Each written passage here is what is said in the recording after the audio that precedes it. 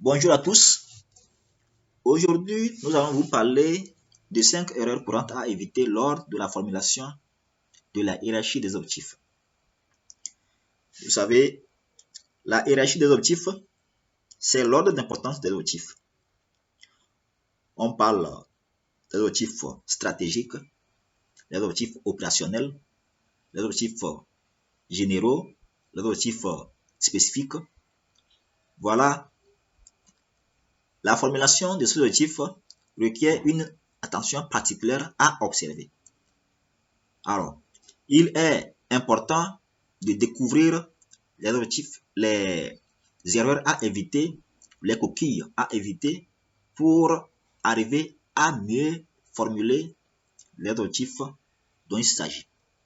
Alors, nous allons découvrir ces petites erreurs à éviter lors de la formulation de vos objectifs.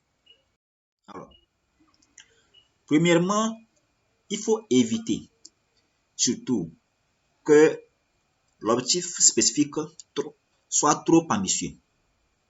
L'objectif spécifique doit tenir compte du contexte, des ressources et des capacités disponibles. Les ressources financières que vous avez, les ressources humaines que vous avez, les ressources matérielles que vous avez pour réaliser un objectif et pour réaliser un projet, vous devez tenir compte de cela lorsque vous voulez mentionner ou bien fixer un objectif spécifique. Par contre, vous avez que l'objectif général est ambitieux. L'objectif général couvre toute une situation dont l'objectif spécifique seul ne peut pas réaliser. Il s'agit, l'objectif général est défini en termes d'impact, en termes d'une situation générale qui couvre même au-delà de la zone, au-delà de la cible sur lesquelles l'objectif spécifique veut agir. Alors, vous devez aussi faire tout et tout pour ne pas oublier la réalisation et les activités importantes qui vont concourir à l'atteinte des objectifs de niveau supérieur. Toutes les activités à réaliser pour atteindre l'objectif stratégique ou bien l'objectif supérieur, vous devez les mentionner, toutes ces activités-là. C'est-à-dire que s'il manque une activité, par exemple, vous voyez que ce que vous pouvez faire, ce que vous devez faire pour atteindre l'objectif général, pour avoir l'impact, la situation souhaitée dans une localité, ou bien la solution que vous poursuivez dans le partenariat. Si vous manquez ou bien si vous oubliez certaines activités et la réalisation de certaines autres que vous avez déjà mentionnées. Alors, il faut aussi faire de sorte que les objectifs spécifiques ne soient pas trop vagues. Les objectifs ne soient pas trop vagues.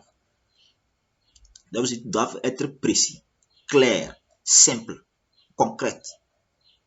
Et quand vous définissez ces objectifs-là, on puisse sentir la simplicité, comment vous voulez mettre en application ces idées.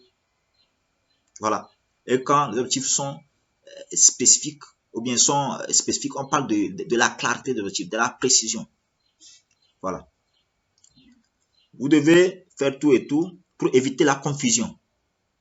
La confusion entre les différents niveaux de la hiérarchie des objectifs. L'objectif général, vous devez distinguer l'objectif général de l'objectif spécifique. Vous ne devez pas prendre l'objectif spécifique comme objectif général. Vous devez éviter cette confusion entre les niveaux d'objectifs. L'objectif stratégique et l'objectif opérationnel.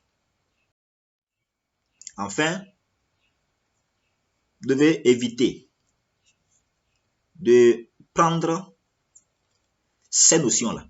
Participation des acteurs, égalité de sexe, égalité genre, équité genre et autres comme objectif spécifique ou résultat distinct. Il doit plutôt être intégré aux activités des projets, dont la participation des acteurs, des parties prenantes, c'est plutôt des activités et non des objectifs. L'égalité de sexe, non.